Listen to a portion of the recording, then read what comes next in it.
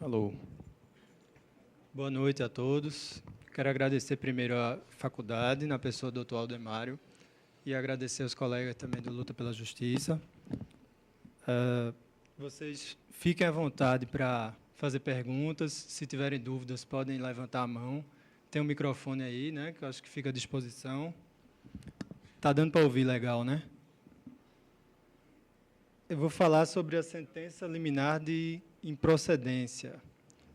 É o artigo 285-A do CPC. Acho que está ok, né? Pierre, baixinho. Agora está meio alto. Tá bom. Bem, o artigo 285-A, ele foi incluído no CPC pela Lei 11.277, que é de fevereiro de 2006. À primeira vista, foi visto como uma grande inovação, mas analisando melhor a história processual do Brasil, a gente percebe que é mais uma renovação. Por quê? Já existia um dispositivo muito parecido na época das ordenações filipinas, quer dizer, na época do Império Português. E também havia um dispositivo idêntico, um pouco mais amplo do que esse, na lei de 1894, quer dizer, na Primeira República. Então, o que a gente está vendo é um retorno, e que, no meu modo de ver, é um retorno muito salutar. É um esforço, faz parte do esforço do legislador, com o fito de buscar celeridade no trâmite processual. E vamos lá, né? Primeiro, eu vou dar uma ideia do que é, eu acho que é importante, eu vou ler o artigo, para a gente poder, primeiro, ter uma ideia geral, depois eu vou para os pontos polêmicos. Se vocês tiverem perguntas, podem fazer também. Artigo 285-A. Quando a matéria controvertida for unicamente de direito e no juízo já houver sido proferida sentença de total improcedência em outros casos idênticos, poderá ser dispensada a citação e proferida sentença, reproduzindo-se o teor da anteriormente prolatada. Parágrafo 1º. Se o autor apelar, é facultado ao juiz decidir no prazo de 5 dias, não manter a sentença e determinar o prosseguimento da ação. Parágrafo 2º. Caso seja mantida a sentença, será ordenada a citação do réu para responder ao recurso. Então, é o seguinte, isso aqui foi feito para os casos em que o juiz vislumbra logo de início, quando ele pega o processo, ele vê que aquilo não tem nenhuma viabilidade, aquilo realmente não tem futuro, é uma causa que, no final, todo mundo já sabe, desde o início, o resultado. O resultado é a improcedência do pedido. Então, o que o juiz vai fazer? Ele vai julgar o mérito, logo, não vai nem citar o réu. E isso assustou muita gente, assim, de princípio, né? Porque o que se pensou logo é, cadê o contraditório, né? A gente vai poder julgar um processo no mérito, que aqui é mérito stricto sensu, julgar improcedente e nem vai ouvir outra parte. A OAB, o Conselho Federal da OAB, ela entrou com uma ADIM no STF, vou até dizer o número, que se vocês quiserem acompanhar ou ver a petição inicial, tem lá na íntegra, no site do STF, é a ADIM 3695 do Distrito Federal. E o que a OAB alegou? Ela fez várias alegações, mas o principal era que essa lei aí, 11.277, estaria ferindo o devido processo legal, o contraditório e a ampla defesa. Por quê? Porque estaria julgando um processo no mérito sem chamar outra parte. Mas, a gente observando melhor aqui, qual é o sentido do devido processo legal? E qual a finalidade desses princípios, do contraditório? Nesse caso, a sentença, como a lei fala aqui, é de total improcedência. Então, ela é totalmente favorável ao réu.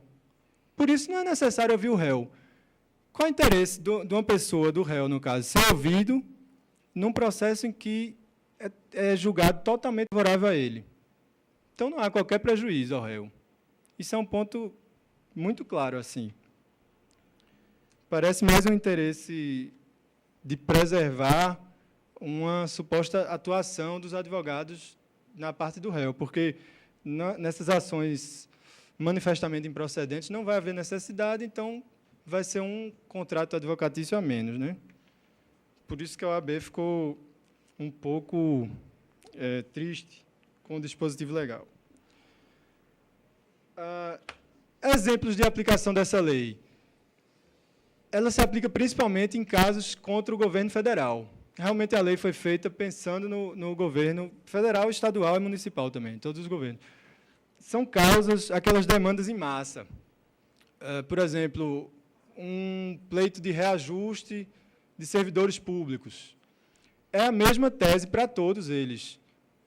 Por exemplo, temos direito ao reajuste de 84,32%. Não interessa se é o servidor A, servidor B ou C. O que interessa é se existe ou não esse direito. E, tendo o judiciário constatado que não há esse direito, que a ação é fadada ao fracasso, qual é o sentido de ter que processar toda vez uma ação? Houve a contestação da União, que é uma contestação padrão naquele caso, o juiz não vai mais nem ler, aí vai para a réplica, para a parte reiterar os mesmos argumentos já mastigados de sempre, e aí vai para a audiência, ou vai... Entendeu? Não tem, assim, não tem uma finalidade, não tinha um sentido, uma razoabilidade nesse procedimento.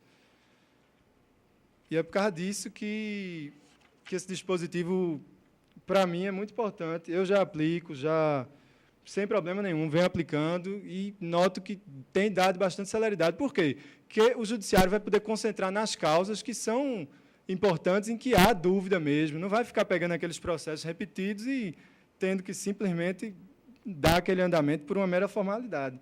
Até porque, nessas causas que eram semelhantes, aí chegava lá, a causa tributária, do tributo tal, do tributo PIS, é cabível ou não é?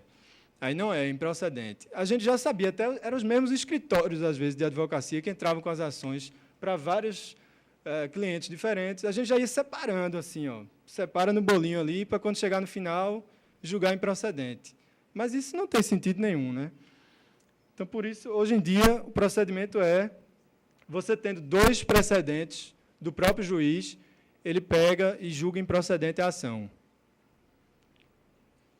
A terminologia desse dispositivo, ele vem sendo conhecido por vários nomes. Assim. Como é uma lei nova, ainda está sendo formado na doutrina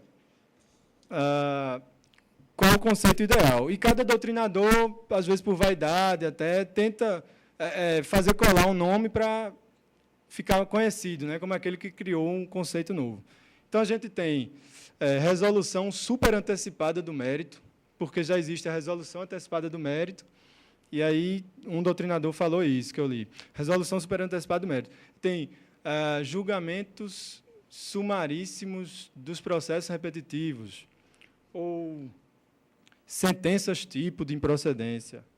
O nome que eu prefiro é sentença liminar de improcedência mesmo, porque esse nome ele diz tudo, é uma sentença, é liminar, quer dizer, no início do processo, inaudita altera partes, e de improcedência.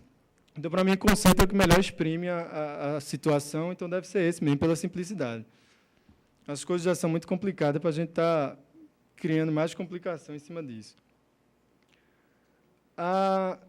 Voltando para o dispositivo, ele fala que se aplica a matérias controvertidas unicamente de direito. E o que é uma matéria unicamente de direito? Será que existe tal coisa, uma matéria só de direito? Miguel Reale já dizia, o direito é fato, valor e norma. Então, não existe essa tal coisa da matéria só de direito. Sempre existe um fato. O que ocorre é que o fato, às vezes, não é de tão relevância quanto a tese jurídica. Isso, por exemplo, um fato incontroverso, ou um processo que não demanda dilação probatória. E isso ocorre nessas teses de reajustes, teses de tributos que se aleguem serem indevidos. Então, nesses casos, o fato não é tão importante. Por quê? A diferença só é que a empresa A ou a empresa B, a empresa C. Isso não importa, até porque a imparcialidade exige que sejam julgadas todos iguais. Então, o que vai importar aí é a tese jurídica.